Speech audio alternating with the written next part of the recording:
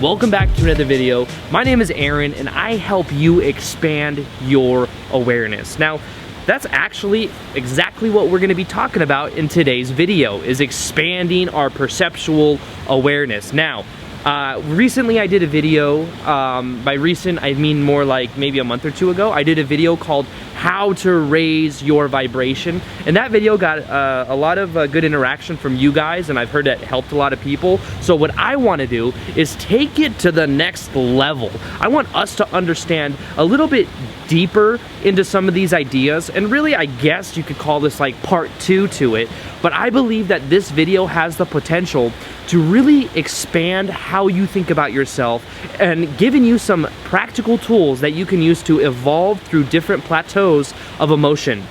Now, what I want to do right now is bring out that same chart that I used in that other video, and it involves, just to give it a little bit of a summary, the idea of different emotions having a different like vibrational level, we could say. And what he did, Dr. David Hawkins, was use a type of muscle technique called kinesiology to test to see which emotions had higher vibrations than others. And in this came this idea of this chart that I'm going to share with you right now. Now, what you'll notice, and kind of what I share in the How to Raise Your Vibration video, is that each individual emotion, as you go up the scale, you evolve your vibration and you start to feel better and better. So if I remember correctly, the bottom ones involve things such as shame, such as guilt, anger. Then you'll get up to like more neutrality, willingness, love. Then you'll get up to like peace, joy, and like enlightenment, which is like at the very top, 700 or above, I believe. But it's on a scale of 1 to 1,000. And what I'm going to do is kind of share some awareness that we can have about each of those levels and understanding how those continue to perpetuate themselves, like how each level keeps us in thought loops over and over again, and how we can evolve ourselves in that way to then evolve our consciousness. Now, let's first off start by looking at this chart. You'll notice a couple things. Now, let's go to the bottom and you'll see emotions such as shame, you'll see like guilt, and I forget what some of the other bottoms ones were, but let's look at those examples. And what I want to do is show you that a lot of times when we're in the idea of shame or guilt, it comes from an attachment to a certain reference experience that we had. Now, that reference experience a lot of times ends up going on autopilot. So let's look at that.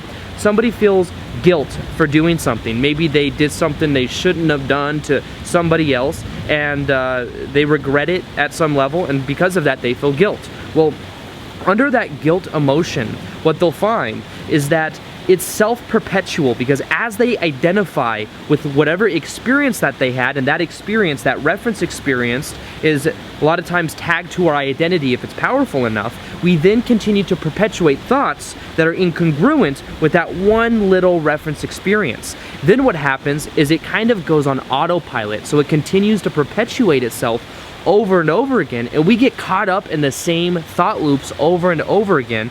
And a lot of it has to do with simply the way that we're identifying ourselves based upon the fact that we're constantly tagging onto that memory of whatever actually happened.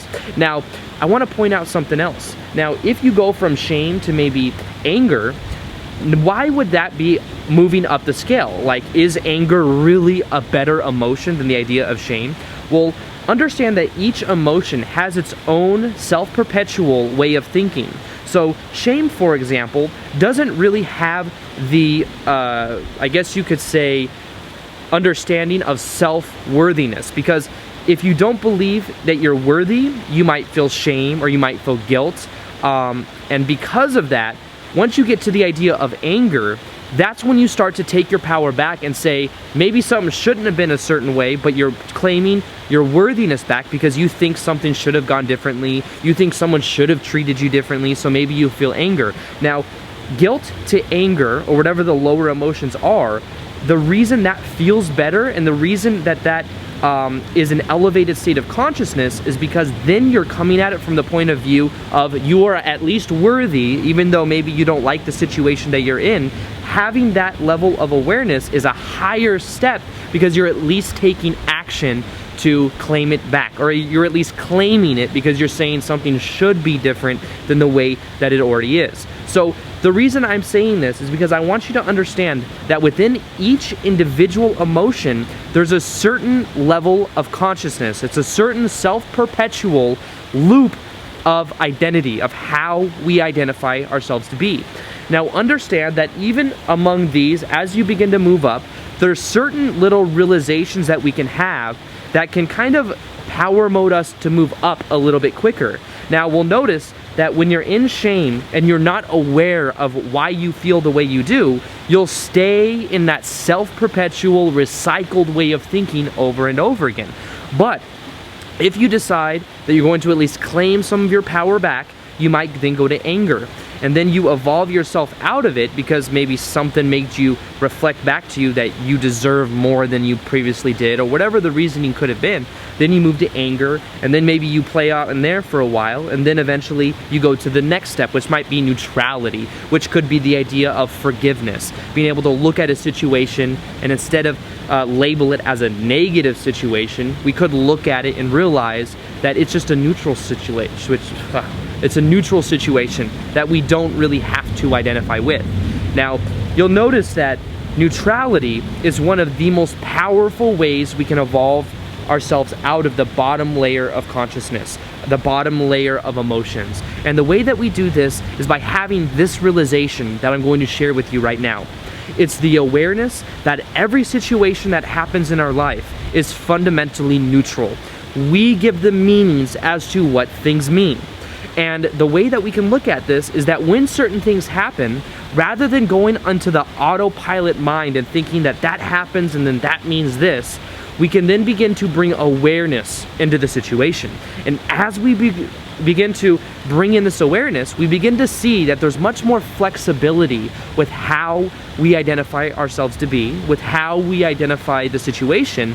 And as we begin to do that, we begin to transcend a lot of the bottom emotions, because the bottom emotions come from attachment. They come from attachment to those reference experiences, attachment to a story, and attachment to certain habits that continue to perpetuate themselves over and over again. Now, one of the other ways that we can move ourselves up the scale is by realizing that we can tell ourselves a new story, but first, we must let go of the story that we're telling ourselves. Now, the easiest way to do this is to simply become aware of whatever that story is. We're constantly telling ourselves a story about why we deserve what we deserve or what we got, why we don't deserve what we want.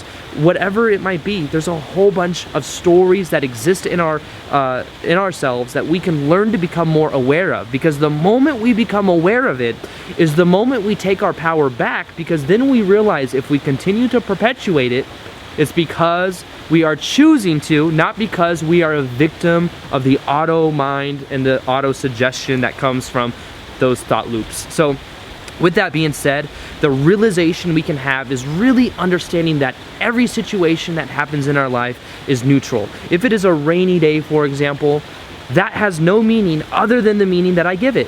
Some people love rainy days. I love rainy days. I live in Vegas, hardly ever rains here, and I love it when it does.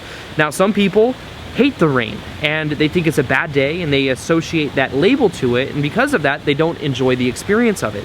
Now, that's just coming from understanding that everything is fundamentally neutral, that anything that we experience is because we've labeled the moment to be a certain way, or maybe it's on the habitual way of thinking, it's on the autopilot of those like self-perpetual thought loops. But as we begin to bring awareness into it, awareness into how we feel, awareness into our emotions, that's when we begin to take our power back and then allow ourselves to exist within a higher frame of consciousness. Now, let's take it to the next step. Now we have neutrality. We realize that everything is fundamentally neutral. We realize that we can label situations as being beneficial, even if it's a negative situation. We can look at it and tell ourselves that, hey, maybe I can learn from this. Maybe even though it appears to be negative, maybe there's some like seed of equal amount of good, as Napoleon Hill would say from the book Think and Grow Rich. Now, what we could do is look at it from that point of view and realize that we can start to label things the way that we prefer,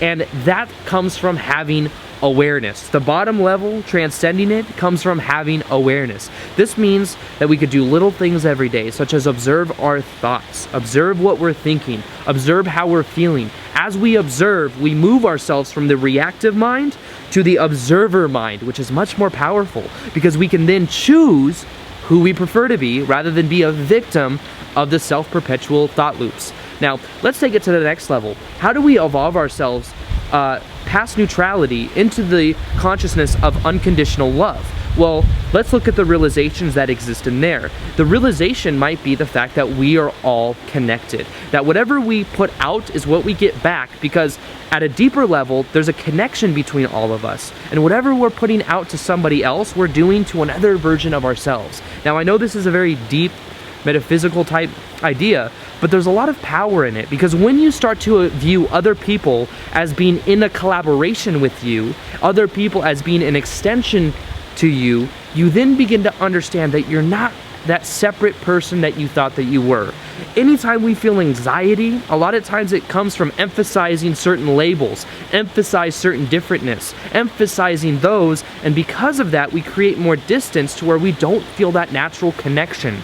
Unconditional love, I believe, is one of our natural states of being. The only reason we don't feel it is because maybe we identify as we grow up with certain things that don't really resonate with the core of who we are. So maybe we develop certain beliefs growing up about what we deserve, about who we are as a person, and then those beliefs tend to then perpetuate themselves, as I showed you, like the lower levels of consciousness. But what we can learn to do is become aware of it, and as we become aware of it, we begin to move ourselves up into a higher state of consciousness. We understand that because our natural state of awareness, or our natural state of consciousness, is unconditional love, anything else was a learned patterned behavior. It was something that we picked up from our parents, we picked up from classmates, experiences that we didn't prefer, but that's not actually who we are. We can exist in this realm of consciousness. I believe that more people over the course of like the next 100 years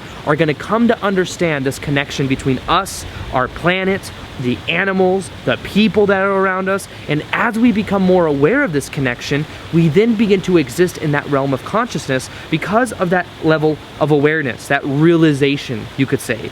Now, each of these different little realms of consciousness can be transcended with the use of awareness. When we become aware, not necessarily like we have to label ourselves and say, I'm feeling shameful right now, because then we might become attached to that identity or attached to the emotion, but just to become aware of our thoughts, become aware of what we're thinking, become aware of anything that seems repetitive. And as we bring awareness into it, we can then choose who we prefer to be. Now, I say this because I believe that one of the most empowering realizations we can have is just who we really are. And sometimes the way that we find out who we are is by letting go of who we are not. As we move up the scale, it's not so much about claiming that we're love or joy or enlightened. It's more about just letting go of all this external emotions that we've identified with. And as we become aware of them, we can then choose what we prefer to believe. We can choose to then understand the realizations within each plateau, the willingness, the forgiveness, then the love and the connection. And as we begin to move ourselves up, we find that we then evolve our level of consciousness. The way that I see the world now is totally different than the way that I used to see the world. And that's because I don't see people as different. I don't see, like, maybe if they're different, they're in a uniquely different way, but not in a way that they are separate from who I am. I see people as an extension. I see things as a reflection. And because of that, I have elevated my natural set point from feeling anxiety, stress, and not good about myself to feeling good a majority of the time. Now, of course, I still go through stress. Of course, I still go through ups and downs, but this level of consciousness that I've been focused on and really the realizations that I've had from it have really allowed me to feel and to apply myself in a new way to where I'm living my purpose and helping other people do the same. That's all I want to do with you, is show you that the power exists inside of you. All you have to do is become aware of what you're feeling, become aware of those realizations, and watch your life change for the better. So that's it for today. I hope you guys enjoyed this video. Feel free to like this video if you liked it, share it if you found it of value, and I'll see you guys on the next vid. All right, peace. Much love. Namaste.